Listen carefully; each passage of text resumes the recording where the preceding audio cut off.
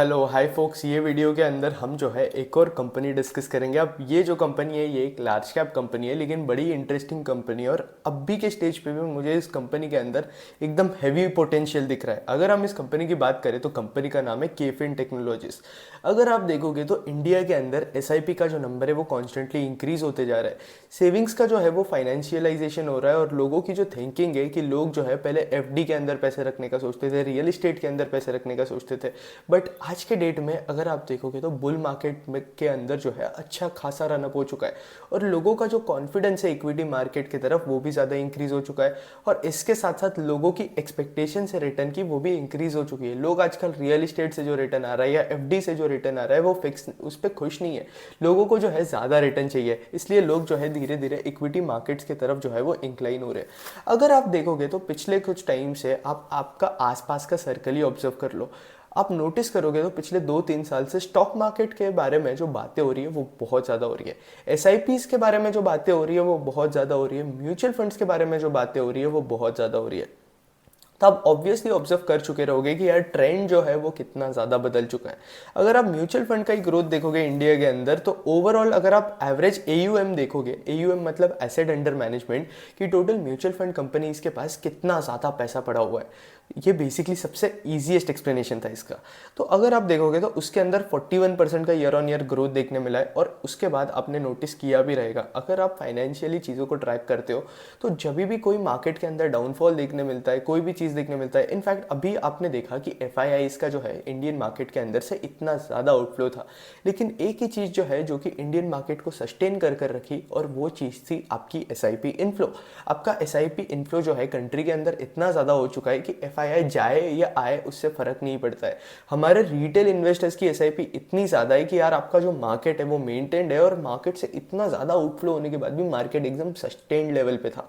तो ये एक पॉजिटिव बात लगी और इस तरीके से आप अंदाज़ा लगा सकते हो कि एसआईपी का इनफ्लो जो है इंडिया के अंदर वो कितना ज़्यादा इंक्रीज हो चुका है।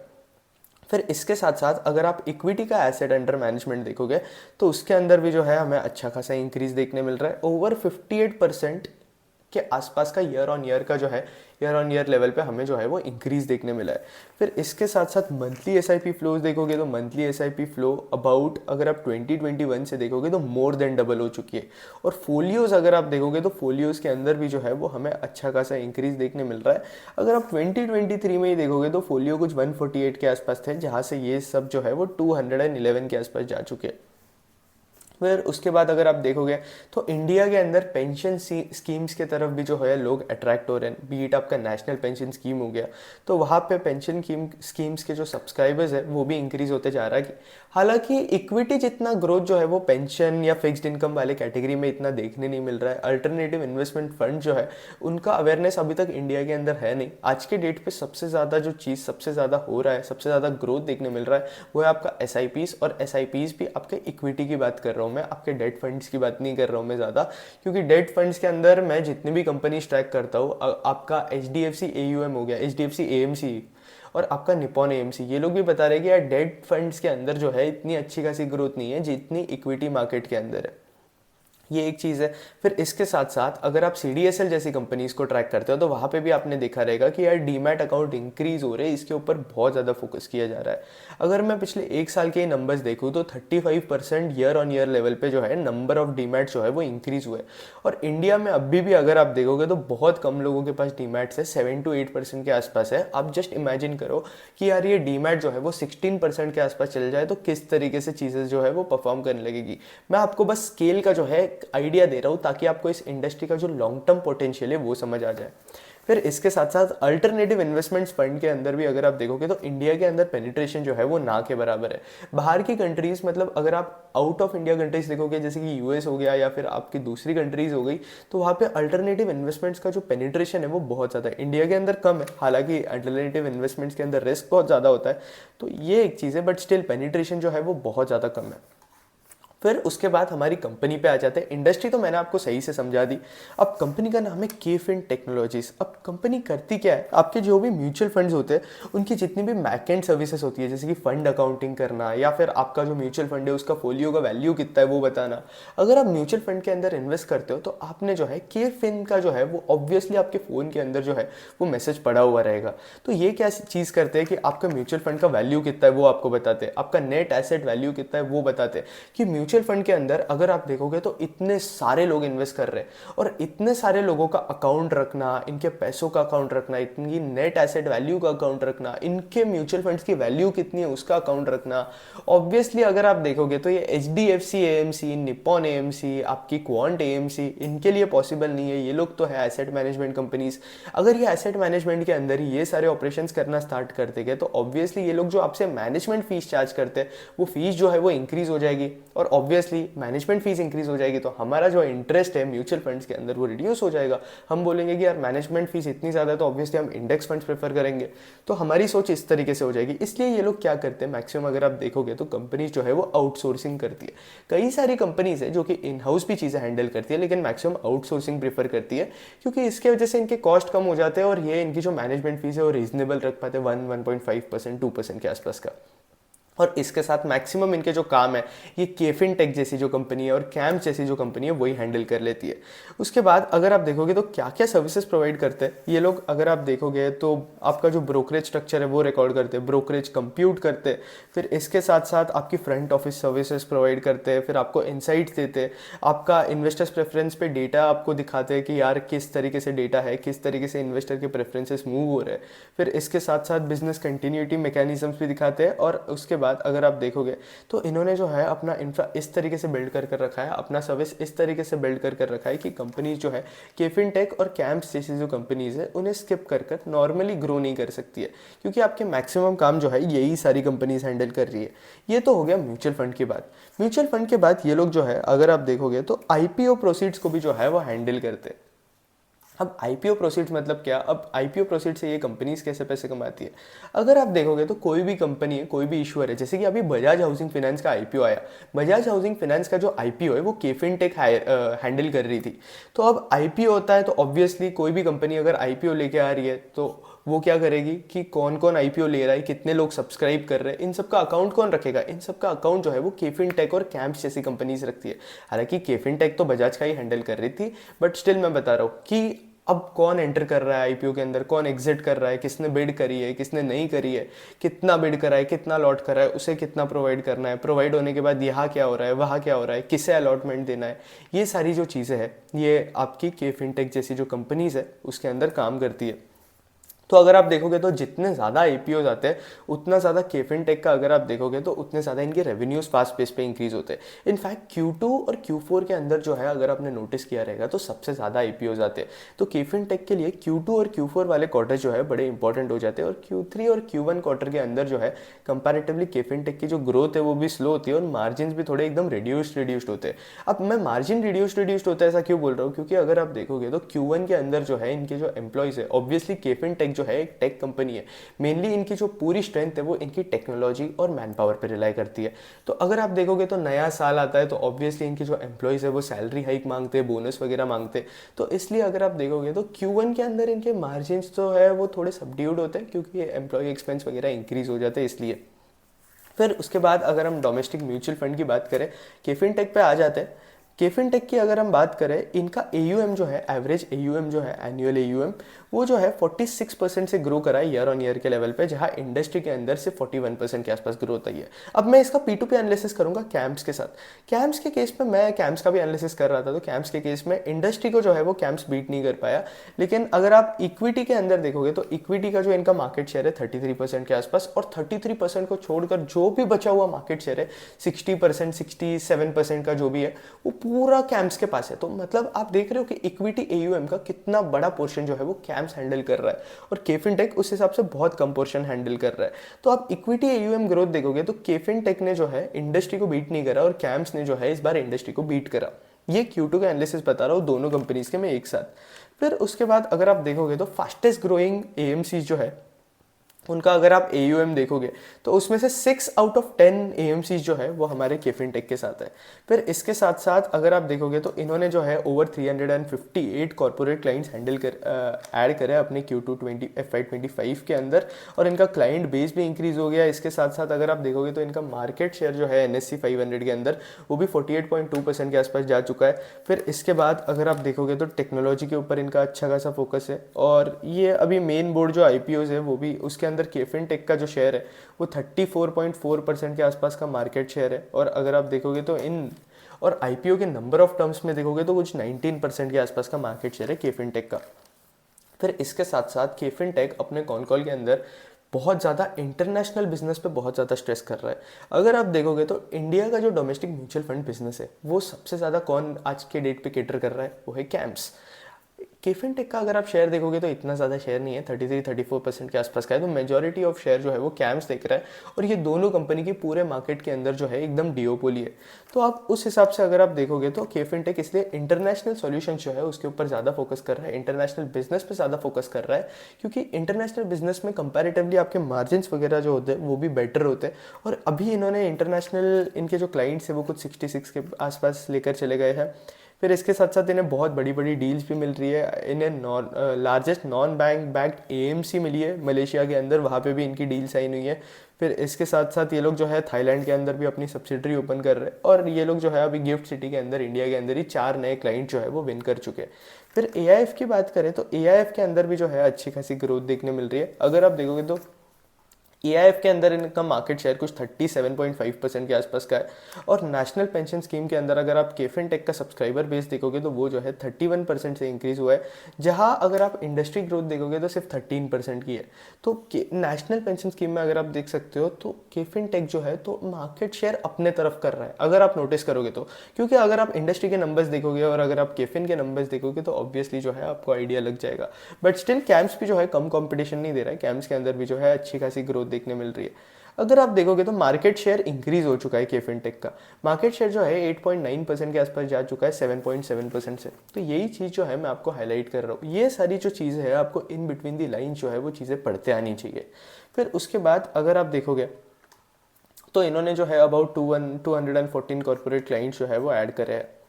उसके बाद केफिन टेक के नंबर्स की बात करें तो यार एवरेज AUM ग्रोथ इंडस्ट्री को बीट कर रहा है, इक्विटी के अंदर बीट नहीं कर पाया, जो कि मैं आपको पहले ही आपको बता चुका हूँ। SIP इन्फ्लोज जो है इंडिया के अंदर Q2 के अंदर अगर आप देखोगे, केफिन की बात कर रहा हूँ मैं, तो 47% से इनके अंदर जो है SIP इन्फ्लोज इंक्रीज हुए 47% से। और इनके फोलियोज जो है वो कुछ 38% से जो है फोलियोज इंक्रीज हुए। इंडस्ट्री वाइज अगर आप देखोगे तो 38.5 देखने मिला। तो इस सेगमेंट के अंदर इंडस्ट्री को जो है वो केफिन बीट नहीं कर पाया। ट्रांजैक्शंस के अंदर इंक्रीज देखने मिला है। इनफैक्ट कैम्स का भी मैं कॉल पढ़ रहा था, वहाँ पे उन्होंने बताया कि 60% का इंक्रीज देखने मिला है, और केफिन बोल रही है कि 53% के आसपास का इंक्रीज देखने मिला है। फिर उसके बाद अगर आप देखोगे तो इशूअर सॉल्यूशंस के अंदर भी ये लोग जो है नंबर ऑफ क्लाइंट्स ऐड करते जा रहे हैं। फिर इसके साथ साथ इन्होंने जो है अभी SBI और NHPC का जो ट्रांजिशन है वो भी कंप्लीट किया। नए नए IPOs जो आ रहे हैं उन्हें भी ये लोग केटर कर रहे हैं। जैसे कि मैंने आपको बताया नंबर ऑफ IPO वाइज देखे तो कुछ 20% के आसपास का जो है इनका शेयर चल जाता है। और फिर उसके बाद अगर आप देखोगे तो इंटरनेशनल इन्वेस्टर वाइज ये कहाँ एक्सपांड कर रहे हैं, थाईलैंड, मलेशिया, सिंगापुर, हांगकांग और फिलीपींस और कनाडा पे जो है इनका मैक्सिमम फोकस है। मलेशिया में ये लोग, अब मलेशिया में इन्होंने कुछ 2-3 साल पहले जो है स्टार्ट करा था काम, और वहाँ से अगर आप आज के डेट पे देखोगे तो अच्छे खासे क्लाइंट जो है ये मलेशिया से उठा चुके हैं। अभी ये थाईलैंड में भी सब्सिडरी बना रहे हैं, तो थाईलैंड से भी इनके पास क्लाइंट्स वगैरह जो है वो आने स्टार्ट हो जाएंगे। और एक और चीज़ है कॉन कॉल के अंदर, साउथ ईस्ट एशियन जो कंट्रीज है अगर आप देखोगे तो वहाँ के इक्विटी मार्केट के अंदर हैवी ग्रोथ आने वाली है। केफिन के मैनेजमेंट ने भी यही बताया है कॉन कॉल के अंदर, और कैम्स के केस में तो मुझे ये चीज़ दिखी नहीं। बट अगर आप देखोगे तो साउथ ईस्ट एशियन कंट्रीज जो है वहाँ के स्टॉक मार्केट के अंदर अच्छी खासी हमें ग्रोथ जो है वो कुछ सालों के अंदर देखने मिल सकती है। और वो ग्रोथ अगर देखने मिल गई तो केफिन को जो है इसका फ़ायदा होगा, क्योंकि अगर आप देखोगे तो केफिन जो है सर्विसेज से भी अपनी फीस चार्ज करता है। और फिर उसके बाद केफिन का जो दूसरा गेन होता है वो होता है मार्क टू मार्केट गेन्स। मतलब अगर आप केफिन जो है अगर आप देखोगे तो इन्वेस्टमेंट्स वगैरह भी हैंडल करता है, तो उसके अंदर अगर आप देखोगे तो निफ्टी की वैल्यू इंक्रीज हो जाती है, तो आप देखोगे तो इनका AUM भी इंक्रीज हो जाता है। और AUM इंक्रीज हो रहा है तो केफिन जो है ज़्यादा फीस जो है वो चार्ज कर सकता है। तो इस तरीके से M2M गेन से भी जो है केफिन पैसे बनाता है। मतलब आप सोच सकते हो कि यार निफ्टी ऊपर जा रहा है तो केफिन जो है वो पैसे बनाएगा ही। फिर उसके बाद अगर आप देखोगे तो पहले जो है क्लाइंट सिर्फ 50 के आसपास थे, अभी इन्होंने 16 क्लाइंट्स और ऐड किए हैं इस 6 मंथ्स के अंदर, मतलब पिछले 1 साल के अंदर। और अगर आप एवरेज AUM देखोगे तो वहाँ पे भी अच्छा खासा इंक्रीज देखने मिला है 27% का, और ट्रांजैक्शन वॉल्यूम भी जो है वो इंक्रीज हो चुके हैं। फिर उसके बाद अगर आप देखोगे तो ये दूसरे यंगर बिजनेस की तरफ भी जा रहे हैं। एक बार हम फाइनेंशियल हाइलाइट्स देख लेते हैं केफिन की। तो केफिन का अगर हम Q2 का नंबर देखें तो यार अगर आप टॉप लाइन वाइज देखोगे तो टॉप लाइन वाइज ग्रोथ कितनी देखने मिली हमें केफिन के अंदर, 34% की। कैम्प्स के अंदर भी सेम ही ग्रोथ है, मैं ऐसा नहीं बोलूँगा कि यार कैम्प जो है वो केफिन से बेटर है। मार्जिन भी दोनों के लगभग सेम है। केफिन के अगर आप मार्जिन देखोगे तो 45% के आसपास है, कैम्प्स के 47% के आसपास मार्जिन है। अगर आप देखोगे तो केफिन जो है कंटिन्यूस पिछले कुछ क्वार्टर से जो है अच्छा खासा ऑपरेटिंग लेवरेज एकदम बैक कर रहा है। अगर आप देखोगे तो सारी कैपिटल मार्केट वाली कंपनीज, इनफैक्ट आपका CDSL देख लो, एंजल वन देख लो, सारी कंपनीज को जो है वो ऑपरेटिंग लेवरेज मिल रहा है। हालांकि एंजल वन ने तो बहुत ज़्यादा स्पेंडिंग करी थी IPL के एडवर्टाइजिंग केस में, तो थोड़ा मुश्किल है उसके केस में। बट बाकी कंपनीज अगर आप ट्रैक करते हो, नुवामा वेल्थ मैनेजमेंट ट्रैक करते हो, तो इन सारी कंपनीज को जो है अच्छा खासा ऑपरेटिंग लेवरेज देखने मिल रहा है। फिर अगर हम सेगमेंट वाइज ग्रोथ देखें तो सबसे ज़्यादा ग्रोथ जो है हमें ग्लोबल वाले, इनका जो इंटरनेशनल वाला है वहाँ पे देखने मिल रही है। और फिर उसके बाद जो सेकंड ग्रोथ है वो हमें डोमेस्टिक म्यूचुअल फंड सॉल्यूशंस के अंदर जो है वो देखने मिल रही है। सबसे ज़्यादा इनके मार्जिन्स अगर आप देखोगे प्रॉफिट बिफोर टैक्स वाले, तो वो जो है म्यूचुअल फंड्स के अंदर है, और फिर उसके बाद जो है अगर आप देखोगे तो इशूअर सॉल्यूशन के अंदर है, और फिर उसके बाद जो है इंटरनेशनल बिजनेस के अंदर है। बट फिर जो मैंने कॉन कॉल के अंदर पढ़ा वो तो इसे एक्चुअली कंप्लीटली कॉन्ट्राडिक्ट कर रहा है, और मैं ऑब्वियसली मैनेजमेंट की जो बातें हैं वो ज़्यादा प्रेफर करता हूँ। बट उसके पहले अगर हम देखें तो पैट मार्जिन के अंदर भी जो है हमें इंक्रीज देखने मिला है अगर आप देखोगे तो। और फिर उसके बाद अगर आप नोटिस करोगे तो यार रेवेन्यू भी बड़े फास्ट पेस पे इंक्रीज हो रहा है। पिछले 1 साल से 1.5 साल से सारी कैपिटल मार्केट की कंपनीज के अंदर अच्छी खासी ग्रोथ देखने मिल रही है। सारी कंपनीज अच्छी परफॉर्म कर रही है। मार्जिन भी इन्होंने एकदम हेल्दी मार्जिन मेंटेन कर रखे हैं, 40-45% के आसपास के मार्जिन इन्होंने जो है वो मेंटेन कर रखी है, जो कि बहुत अच्छी बात है। और गाइडेंस भी इन्होंने उसके आसपास का ही दिया है। इसके साथ साथ अगर आप देखोगे तो केफिन का जो है एक थर्ड रेवेन्यू सोर्स भी है, जहाँ पे ये लोग जो है आपकी ट्रांसफ़र एजेंसी सर्विस प्रोवाइड करते हैं, लीगल सर्विसेज प्रोवाइड करते हैं और मॉर्टगेज सर्विसेज प्रोवाइड करते हैं। इसके साथ साथ ये आपकी फंड अकाउंटिंग भी करते हैं। तो ये जो है इनका थर्ड सोर्स ऑफ रेवेन्यू है। पहले दो सोर्स को जो है हम ऑलरेडी डिस्कस कर चुके हैं। अब इशूअर सॉल्यूशन के अंदर ये IPO का भी देखते हैं, FPO का भी देखते हैं, कॉर्पोरेट एक्शन वगैरह भी देखते हैं, प्रोसेसिंग देखते हैं, कंप्लायंस देखते हैं, regulator reporting, record book keeping, हर चीज़ जो है ये लोग देख लेते हैं। उसके बाद चलो कॉनकॉल के बारे में बात करते हैं कि कॉनकॉल के अंदर कंपनी का मैनेजमेंट क्या बता रहा है। तो कॉनकॉल के अंदर बातें हुई, जितना मैंने देखा कि अगर आप देखोगे तो Q1 जो है, जैसे कि मैंने आपको पहले ही बताया, सीजनैलिटी होती है। तो Q1 के अगर आप केफिन के नंबर्स देखोगे तो थोड़े से म्यूटेड थे, मतलब इतने भी बकवास नंबर्स नहीं थे, बट स्टिल पिछले साल से Q1 से कंपेयर करोगे तो नंबर्स अच्छे थे। बट अगर आप क्वार्टर ऑन क्वार्टर Q1 और Q2 के नंबर्स कंपेयर करोगे तो Q2 के जो नंबर्स होते हैं वो ऑलवेज बेटर होते हैं।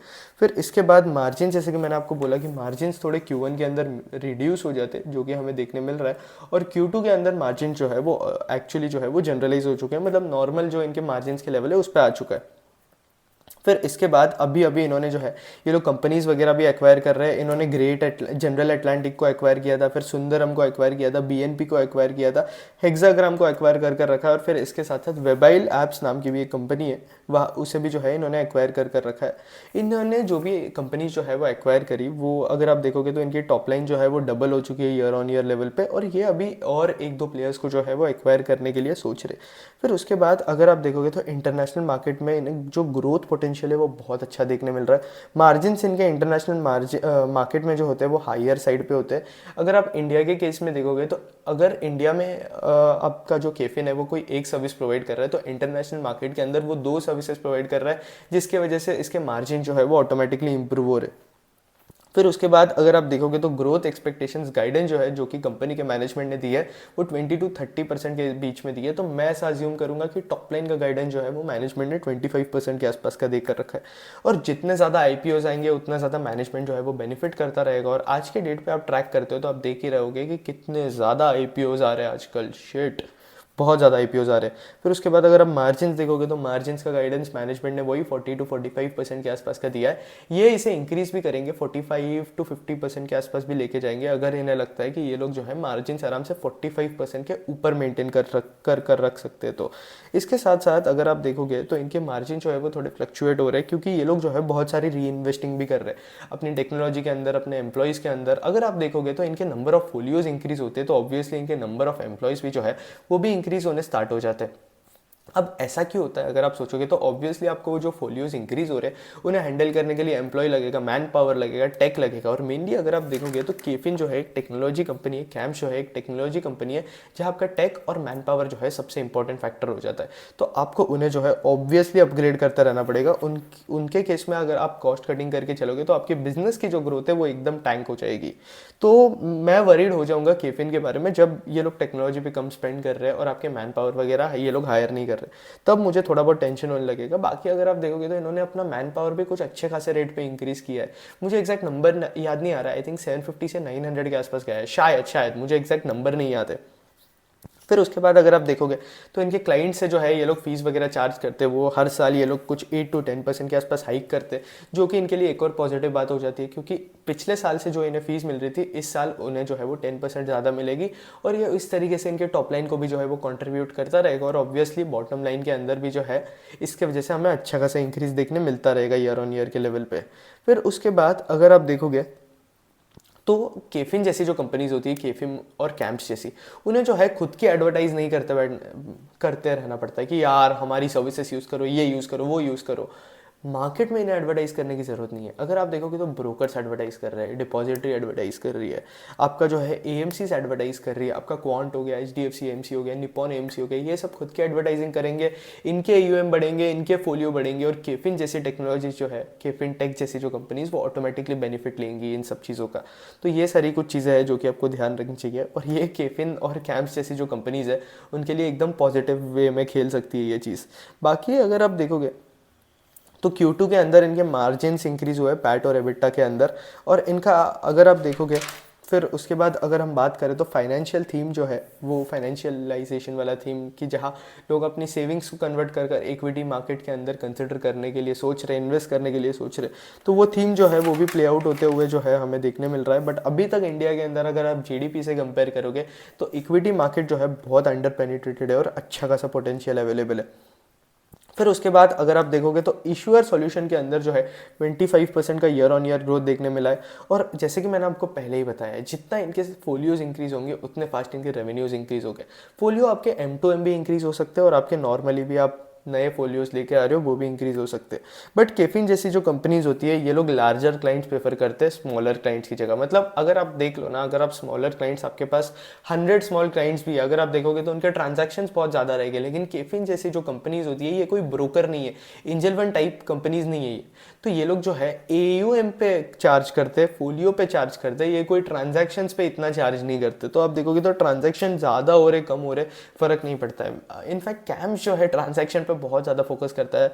मैंने उनके कॉन कॉल के अंदर देखा था, मतलब ट्रांजैक्शन का नंबर मैनेजमेंट चाह रहा था कि यार देखो देखो देखो। हालांकि ऑब्वियसली ट्रांजैक्शन इंक्रीज हो रहे तो इंडस्ट्री के अंदर ग्रोथ भी अच्छी हमें देखने मिल रही है, वो भी बात है। बट स्टिल ये एक चीज़ जो है वो हाईलाइट करनी थी। फिर इसके साथ साथ अगर आप देखोगे तो थाईलैंड के अंदर जो है अच्छा खासा पोटेंशियल दिख रहा है, इसलिए बिजनेस जो है, अगर केफिन को देखोगे तो ये वहाँ पे अपनी सब्सिडरी वगैरह भी ओपन कर रहा है। फिर इसके साथ साथ ये लोग जो है म्यूचुअल फंड की कैटेगरी पे जो डिपेंडेंस है वो रिड्यूस कर रहे हैं, क्योंकि वहाँ पे जो है वॉलेटिलिटी बहुत ज़्यादा होती है, आपके AUM बहुत ज़्यादा फ्लक्चुएट होते हैं मार्क टू मार्केट गेंस वगैरह से। तो वहाँ से ये थोड़ा जो है अपना एक्सपोजर रिड्यूस कर रहे हैं। कैम्प्स भी जो है इसी चीज़ पे फोकस कर रहा है, क्योंकि एक बार आपका जो मार्केट है वो ख़राब परफॉर्म करना स्टार्ट कर देगा तो ये कंपनीज़ के top line growth, bottom line growth जो है उनके अंदर भी जो है हमें ऑटोमेटिकली फॉल दिखना स्टार्ट हो जाएगा। तो ये एक चीज़ है, इसलिए ये लोग जो है वो उसके ऊपर जो अपना रिलायंस होता है वो धीरे धीरे रिड्यूस करते जा रहे हैं। क्योंकि आप देखो ना यार, कैपिटल मार्केट एक बार खराब परफॉर्म कर दिया तो बॉस आपकी एक कंपनी की बॉटम लाइन और टॉप लाइन कितनी जल्दी डिग्रेड हो जाएगी, आप खुद ही सोच कर देखो। आपका एंजल वन के केस में भी यही होगा। तो इसलिए मैं बोलता हूँ ना कि कैपिटल मार्केट वाली जो भी कंपनीज होती है वो सारी एक साथ ऊपर जाती है, लेकिन जिस दिन कैपिटल मार्केट स्लो हो गया सारी कंपनी जो है एक साथ नीचे आएगी। तो इसलिए मैं बोलता हूँ कि यार इन कंपनीज को ट्रैक करते रहो। रिस्क है इन बिजनेसेस के अंदर, बट ट्रैक करते रहोगे तो आपको आइडिया लगेगा कि यार कब अर्निंग स्लो हो रही है, कब टॉप लाइन ग्रोथ स्लो हो रही है। और जब हमें देखने मिलेगा, मैनेजमेंट जो है ऑटोमेटिकली बताना स्टार्ट कर देगा। आप मैनेजमेंट के कॉन कॉल पढ़ोगे, उनके स्टेटमेंट्स पढ़ोगे तो उनके स्टेटमेंट पढ़कर ही आपको आइडिया लग जाएगा कि यार थोड़ा स्लो डाउन देखने मिला है, मॉडरेट ग्रोथ एक्सपेक्टेड है। ये सारे स्टेटमेंट्स मैनेजमेंट ऑटोमेटिकली देना स्टार्ट कर देगा जब स्लो डाउन होगा तो। बट अभी कैपिटल मार्केट्स, वेल्थ मैनेजमेंट, सारी कंपनी जो है एट दी पीक परफॉर्म कर रही है, एट दी पीक। और फिर उसके बाद अगर मैं बात करूँ तो वैल्यू एडेड सर्विसेज के अंदर ये लोग जो है पिंग सर्विसेज प्रोवाइड करते हैं, जो कि API इंफ्रा वगैरह जो सर्विसेज होती है वो प्रोवाइड करते हैं। फिर इसके साथ साथ ये प्रोजेक्ट टू प्रोजेक्ट भी सर्विस प्रोवाइड करते हैं एएमसीज को, और ये सैस सर्विसेज वाले भी प्रोवाइड करते हैं जहाँ आप इन्हें अपनी इनकी जो सर्विसेज होती है उसके लिए पे कर सकते हो। अब ये वैल्यू एडेड सर्विस जो है, अब भी इनके कुछ 7% के आसपास रेवेन्यूज आ रहे हैं वहाँ से, उन्हें जो है ये 7% के रेवेन्यूज़ को सीधा 15% के आसपास लेके जाना है। फिर उसके बाद अगर आप देखोगे तो इंटरनेशनल मार्केट के अंदर यील्ड प्रेशर इतना है नहीं, और इसके साथ साथ इन्होंने जो है प्राइस एस्केलेशन क्लॉज भी वहाँ लगा कर रखे हैं। तो इंटरनेशनल मार्केट्स के अंदर अगर आप देखोगे तो केफिन जैसी जो कंपनीज होती है उनके मार्जिन ज़्यादा होते हैं। अगर आप इंडियन मार्केट के अंदर देखोगे तो इंडियन मार्केट के अंदर यील्ड प्रेशर होता है। क्यों होता है? क्योंकि अगर आप देखोगे तो ये म्यूचुअल फंड जो है इनके बहुत टाइम से क्लाइंट है, इनके पास बहुत अच्छे वॉल्यूम्स लेकर आ रहे हैं, और ऑब्वियसली बहुत टाइम से क्लाइंट है, इतना अच्छा लेकर आ रहे हैं, तो ये लोग बोलेंगे कि यार हमें थोड़ा थोड़ा डिस्काउंट्स भी दे दो, और ये डिस्काउंट्स देंगे तो इनके मार्जिन रिड्यूस हो जाएंगे। तो यही केफिन के मैनेजमेंट ने जो है अपने कॉन कॉल के अंदर हाईलाइट करा है। इंटरनेशनल मार्केट में जो है इन्हें ये ट्रेंड जो है वो देखने नहीं मिल रहा है। उसके बाद अगर हम बात करें तो इशूअर के जो रेवेन्यूज आते हैं, अगर आप देखोगे तो 75% रेवेन्यू जो है वो फोलियो एन्यूटी से आते हैं, 15% के आसपास कॉर्पोरेट एक्शंस वगैरह से आते हैं, और 10% के आसपास जो है वो दूसरे इवेंट जो होते हैं जैसे कि आपका एजीएम हो गया, ईजीएम हो गया, तो वो सब ये चीज़ें जो है वो हैंडल करते हैं, वहाँ से रेवेन्यूज़ आ रहे हैं। फिर उसके बाद अगर आप फोलियो एन्यूटी देखोगे तो ये जो है हर साल कंटिन्यू होती है, तो यहाँ से रेवेन्यूज जो है इन्हें कंटिन्यूस आते रहेंगे, बाकी कोई ऐसा सीन नहीं है रेवेन्यूज़ का। केफिन को अगर मैं कैम्प्स से कंपेयर करूँ तो मुझे दोनों भी कंपनीज जो है वो सेम ही लगती है, बहुत ज़्यादा डिफरेंस नहीं लगता है। वैल्यूएशन वाइज अगर आप देखोगे तो केफिन जो है हमें थोड़ा ज़्यादा एक्सपेंसिव लगता है, मार्केट कैप वाइज सेम ही लेवल की कंपनी है दोनों, बट कैम्प्स का जो है इंडिया के अंदर जो प्रेजेंस है वो बहुत ज़्यादा है। रेवेन्यू वाइज देखोगे तो अगर आप केफिन के रेवेन्यू देखोगे तो 28 आपका क्या, हाँ नहीं 838 करोड़ के आसपास का है, और अगर आप कैम्प्स के देखोगे तो कैम्प्स के केस में जो है आपको रेवेन्यूज जो है वो कुछ 1000 करोड़ के आसपास की देखने मिलेगी। तो रेवेन्यूज़ का स्केल देखोगे तो लगभग सेम ही है स्केल, बहुत ज़्यादा डिफरेंस नहीं देखने मिल रहा है हमें स्केल के अंदर। फिर उसके बाद कैम्प्स का भी जो है अच्छा खासा ग्रोथ देखने मिल रहा है हमें, ऑपरेटिंग लेवरेज ये भी उठा रहा है, top line growth same level का देखने मिल रहा है। सेम ही सीन चल रहा है कैम्प्स और आपके केफिन के अंदर, तो मैं ऐसा नहीं बता सकता हूँ कि यार बेटर कंपनी कौन सी है। सिर्फ एक चीज़ है कि कैम्प्स के मार्जिन थोड़े ज़्यादा है, बट केफिन भी वही गाइड कर रहा है। बट अगर आप मार्केट शेयर वाइज देखोगे तो कैम्प्स जो है वो थोड़ा ज़्यादा बेटर है, बट केफिन के अंदर भी पोटेंशियल है, इंटरनेशनल मार्केट्स वो एक्सप्लोर कर रहा है, तो केफिन के अंदर भी जो है अच्छी खासी अपॉर्चुनिटी दिख रही है, कैम्प्स के अंदर भी जो है अच्छी खासी अपॉर्चुनिटी दिख रही है। तो आप देख सकते हो कि यार कैपिटल मार्केट की कंपनीज के अंदर हम जल्दी डिफ्रेंशिएट नहीं कर सकते, और ये दोनों कंपनीज के अंदर तो मैं डिफ्रेंशिएट नहीं कर पाऊंगा, क्योंकि मैक्सिमम चीज़ें जो है मुझे इन कंपनीज के अंदर सेम दिख रही है, ऐसे कोई बहुत डिफरेंस नहीं दिख रहा है। बाकी इस वीडियो को जो है मैं बस इतना ही रखूंगा, होपफुली आपको जो है केफिन और कैम्प्स का जो है बिजनेस मॉडल समझ आया होगा, कॉन कॉल के क्या इनसाइट्स थे वो हमने बात करें।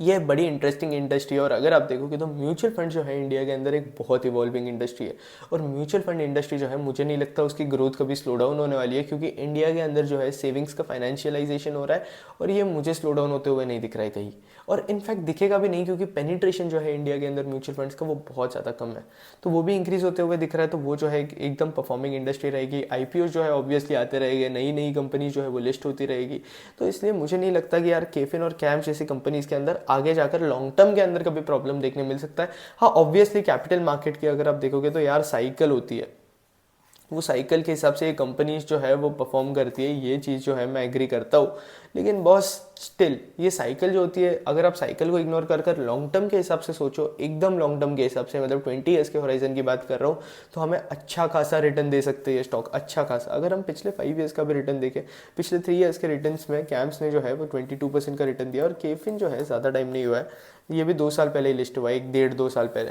तो वो भी जो है अच्छा खासा रिटर्न दे चुका है। इंटरेस्टिंग कंपनीज है, ट्रैक करते रहो इन्हें, इनके नंबर्स ट्रैक करते रहो, और इनके नंबर्स ट्रैक कर कर भी आपको जो है कैपिटल मार्केट इंडस्ट्री के अंदर क्या चल रहा है आइडिया लगता रहेगा। तो मैं सारी कंपनीज, कैपिटल मार्केट की जो भी कंपनीज है उन्हें ट्रैक करना प्रेफर करता हूँ। इंटरेस्टिंग कॉन कॉल्स है, इंडिपेंडेंटली जाकर स्टडी करो दोनों बिजनेसेस को। बाकी अगर आपको वीडियो अच्छा लगा तो लाइक कर देना, कंटेंट अच्छा लगा तो चैनल सब्सक्राइब कर देना, और अगर आपको लग रहा है कि ये चैनल जो है आपके स्टॉक मार्केट की जर्नी के अंदर वैल्यू ऐड कर रहा है, तो ये वीडियो को जो है मैक्सिमम लोगों से शेयर करना। और हाँ, P2P एनालिसिस की बात करूँ मैं तो यार वो चीज़ जो है इनकम्प्लीट रह गई, तो P2P एनालिसिस की बात करूँ तो दोनों भी जो है सेम लेवल की कंपनी है, बहुत ज़्यादा डिफरेंस नहीं है। अगर मेरा एक प्रेफरेंस लोगे तो मैं जो है दोनों के अंदर 50-50 कैपिटल जो है एलोकेट करने का सोचूंगा, क्योंकि डिफरेंस मुझे कहीं ना कहीं दिखा नहीं। अगर आप आरओई वाइज भी देखोगे तो आरओई जो है केफिन का 24% के आसपास है, और कैम्प्स का अगर आप देखोगे तो 40% के आसपास का है, बट ये जो है फ्लक्चुएट होता रहेगा, उसमें कोई ये नहीं है, क्योंकि केफिन भी जो है इवॉल्विंग कंपनी है, वो भी ग्रो करते जा रही है। लेकिन मार्केट शेयर किसका किस तरफ मूव हो रहा है, ये इंपॉर्टेंट चीज़ है कि केफिन अगर मार्केट शेयर कैम्स का खा रहा है क्या, या फिर कैम जो है अपना मार्केट शेयर मेंटेन कर रहा है, उस हिसाब से हम जो है डिसीजन ले सकते हैं। लेकिन आज के डेट पे मेरे लिए जो है दोनों कंपनीज इक्वल लेवल पे। बाकी वीडियो अच्छा लगा तो लाइक कर देना, कंटेंट अच्छा लगा तो चैनल सब्सक्राइब कर देना।